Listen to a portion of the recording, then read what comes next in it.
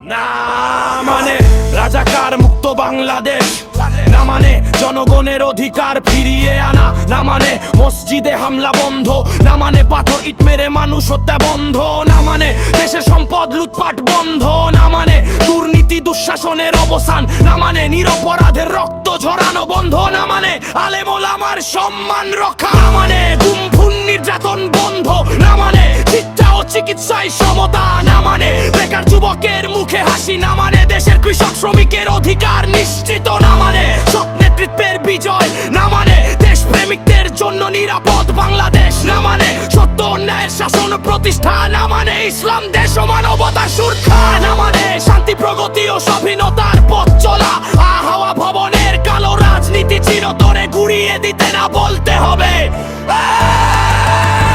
চাঁদাবাজি আর দখলদারির রাজনীতি নির্মূল করতে না বলতে হবে।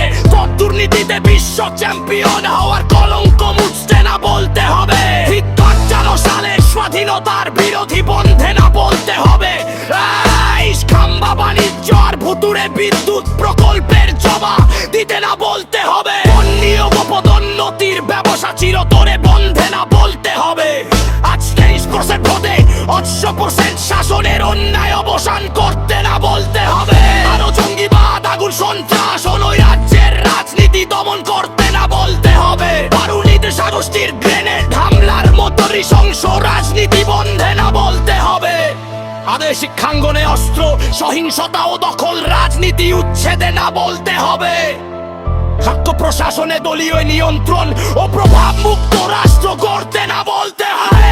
নির্বাচনের নামে সন্ত্রাস দখল হলো নৈরাজ্য থামাতে হলে না বলতে হবে।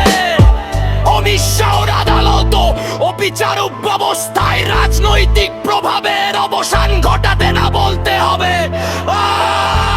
সরকারি চাকরিতে ঘুষ বাণিজ্য পক্ষপাতিত্বের রাজনীতি শেষ করতে না বলতে হবে।